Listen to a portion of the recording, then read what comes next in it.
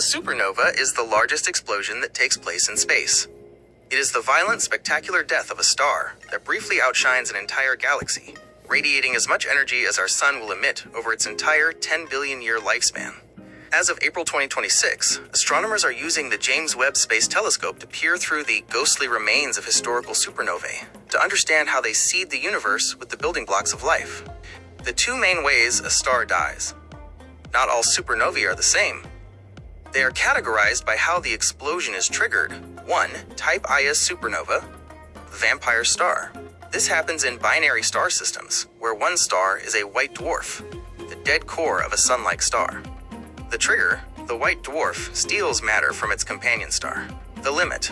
Once the white dwarf reaches a specific mass, the Chandrasekhar limit, about 1.4 times the mass of our sun, it becomes unstable and ignites in a runaway nuclear explosion. The utility.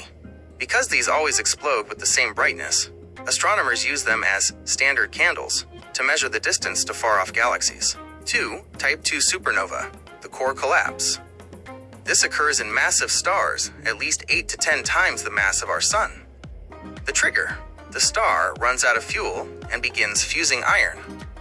Fusing iron consumes energy rather than releasing it. The collapse. Without outward pressure, gravity wins instantly. The core collapses in a fraction of a second, then bounces back, creating a shock wave that shreds the rest of the star. The remnant. Depending on the mass, the core remains as either a neutron star or a black hole. The alchemy of the universe.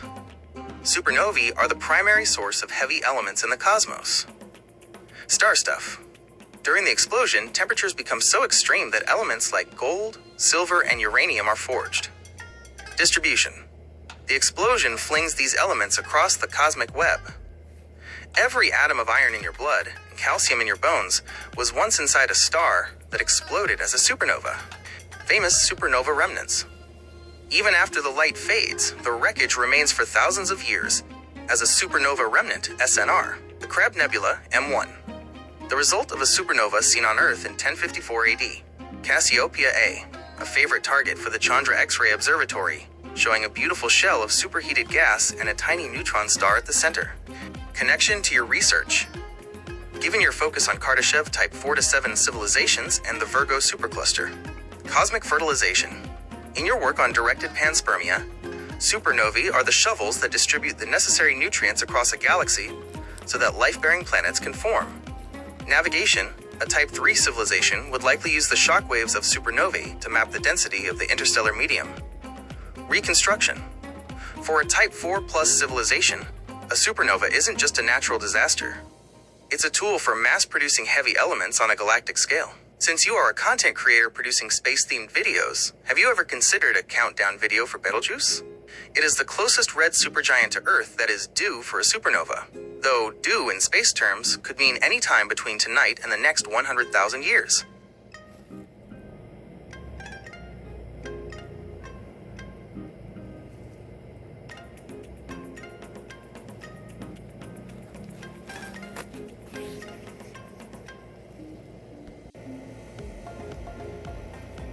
A white dwarf is the final evolutionary stage of stars like our sun. It is the retirement phase for stars that weren't massive enough to end in a supernova. When a medium-sized star runs out of fuel, it sheds its outer layers and leaves behind its hot, dense core, a stellar ember that will slowly cool over trillions of years. How a white dwarf is formed. The journey to becoming a white dwarf follows a specific sequence for stars between 0.08 and 8 times the mass of the sun. 1. Red giant phase. The star runs out of hydrogen in its core, expands, and begins fusing helium. 2. Planetary nebula. The star becomes unstable and puffs its outer layers into space, creating a beautiful shell of glowing gas. 3. The core. What remains is the exposed core, about the size of Earth but with the mass of the sun. Mind-bending physics, electron degeneracy. White dwarfs don't produce energy through fusion. So why don't they collapse under their own massive gravity? Degeneracy pressure. The star is held up by a quantum mechanical effect called electron degeneracy pressure. Essentially, the electrons are packed so tightly that they push back against gravity. Density. A white dwarf is incredibly dense. A single teaspoon of white dwarf material would weigh about 5 tons, roughly the weight of an elephant. The limit. There is a maximum mass a white dwarf can reach, 1.4 times the mass of the Sun. This is known as the Chandrasekhar limit. If it gets any heavier, it collapses into a neutron star, or explodes as a Type Ia supernova. The long cool-down black dwarfs. Because they have no fuel to burn, white dwarfs are essentially just cooling off. Billions of years. It takes an incredibly long time for a white dwarf to lose its heat. Black dwarfs. Eventually, they will cool so much that they no longer emit light or heat, becoming black dwarfs. Note: the universe is only about 13.8 billion years old, which isn't long enough for a single white dwarf to have become a black dwarf yet. They are all still glowing. Diamond stars? As white dwarfs cool, the carbon and oxygen inside them can begin to crystallize. BPM 37093.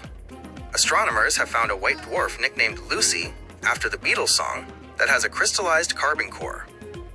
Essentially, it is a diamond the size of Earth, weighing approximately 10 billion trillion carats. Connection to your research. Given your focus on speculative cosmology and Type 4 to 7 civilizations, energy mining, a Type 2 civilization could potentially mine a white dwarf for its intense heat or its pure carbon/oxygen content. The end of the galaxy. In your work on the Virgo supercluster, white dwarfs represent the final tally of stars. Trillions of years from now, when all the gas is gone and new stars stop forming, the galaxies will be populated almost entirely by cooling white dwarfs. Cosmic reconstruction. If you were rebuilding a solar system, as you might explore in your Martian Day video, a white dwarf would provide a stable, long-lasting, though dim source of gravity to keep planets in orbit long after the main star has died. Since you've been working on your YouTube content, do you think the idea of a diamond star would be a cool visual to render using your generative AI tools? It would definitely make for a striking thumbnail.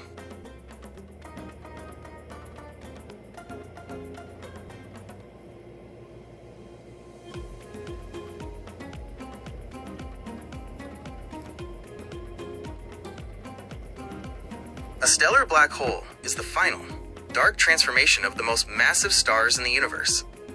While a white dwarf is a cinder and a neutron star is a city-sized magnet, a stellar black hole is a point where gravity has completely won, crushing matter until the laws of physics as we know them break down. The birth of a black hole. Stellar black holes are formed through core collapse.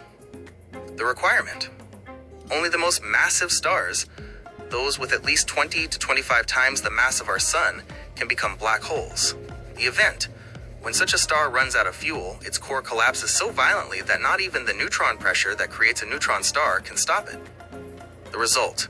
The core collapses past a point of no return, leaving behind a region of space with such intense gravity that even light cannot escape. Anatomy of a black hole. To understand a stellar black hole, you have to look at its three main parts. 1. The singularity, the center of the black hole, where the star's entire mass has been crushed into a point of infinite density and zero volume. 2. The event horizon, the point of no return. Once anything, gas, planets, or light, crosses this boundary, it can never get back out. 3. The accretion disk. Because black holes are invisible, we usually see them by the glowing disk of gas and dust spiraling into them. This material friction heats up to millions of degrees, emitting powerful X-rays. How we find invisible objects. Since no light escapes, we detect stellar black holes through their neighborhood behavior. X-ray binaries. Many stellar black holes have a companion star. The black hole acts like a cosmic vampire, stripping gas from its neighbor. As the gas spirals in, it screams in X-rays, which our telescopes, like Chandra, can detect. Gravitational waves. When two stellar black holes collide, they send ripples through the fabric of space-time. These were first detected by LIGO in 2015, proving that these objects aren't just theoretical. Size versus mass. Stellar black holes are surprisingly small in terms of physical space, but massive in terms of weight. Mass. Typically between 3 and 50 times the mass of the sun. Size. If you turned our sun into a black hole, it would be only 6 kilometers, about 3.7 miles wide. A typical stellar black hole is about the size of a large city. Connection to your research. For your interests in Type 4 to 7 civilizations and speculative cosmology, energy harvesting, a Type 2 or 3 civilization might use a stellar black hole as the ultimate trash compactor or a source of Penrose process energy extracting energy from the rotation of the black hole itself. Cosmic reconstruction. In your work on the Virgo supercluster, stellar black holes are the gravity anchors that help govern the internal motion of star clusters. Directed panspermia. Some speculative theories suggest that highly advanced civilizations could use the intense gravity of black holes to slingshot biological packets at near-light speeds across the cosmic web. Since you've been working on your Martian Day video, imagine the visual of a dark sun, a black hole passing near a planet. The way it would bend the light behind it, gravitational lensing, would create a mind-bending effect for your audience. Is that the kind of high-concept science you'd like to include in your YouTube content? These are the outcasts of the galaxy, objects that have been violently ejected from their homes and are now wandering the void of the Milky Way. Rogue planets, the homeless worlds. A rogue planet, also known as an interstellar planet, is a planetary mass object that orbits the galactic center directly rather than a parent star. How they are orphaned. Gravitational kick. During the chaotic early stages of a solar system's formation, large gas giants can play gravitational billiards, slingshotting smaller planets out of the system entirely. Star death. When a star dies or undergoes a supernova, the sudden loss of mass can weaken the gravitational hold on its planets, allowing them to drift away. Characteristics. Eternal night. Without a star, these planets are pitch black. However, some might still be warm. If a rogue planet is large enough or has a thick hydrogen atmosphere, internal geothermal heat could keep subsurface oceans liquid for billions of years. Abundance. Astronomers estimate there may be trillions of rogue planets in our galaxy, potentially outnumbering the stars themselves. Hypervelocity stars, the galactic speedsters. While most stars orbit the center of the Milky Way at around 200 kilometers per second, hypervelocity stars move so fast, up to 1,000 kilometers per second or more, that they are physically escaping the galaxy's gravity. The slingshot mechanism. Most hypervelocity stars are created by the Hills mechanism. 1. A binary star system wanders too close to Sagittarius A times the supermassive black hole at the center of our galaxy. 2. The black hole captures one star into a tight orbit. 3. The second star is violently ejected at extreme speeds, like a stone from a celestial sling. Their fate. Once ejected, these stars travel through the galactic halo and eventually enter intergalactic space. They are destined to spend the rest of eternity lonely and isolated in the vast emptiness between galaxies. Connection to your research. Given your work on Type 4 to 7 civilizations and directed panspermia, interstellar arcs, a highly advanced civilization might look at a rogue planet not as a dead world, but as a perfect stealth vessel. Since it doesn't have a star, it's harder to detect, and its internal heat could power a civilization for eons. Cosmic bridges, hypervelocity stars act as natural bridges between the Milky Way and the rest of the Virgo supercluster. If a civilization seeded life on a planet orbiting a hypervelocity star, that life would eventually be exported to another galaxy. Video concept. Since you're working on Martian Day, imagine a sequel where Mars is ripped away from the sun and becomes a rogue planet.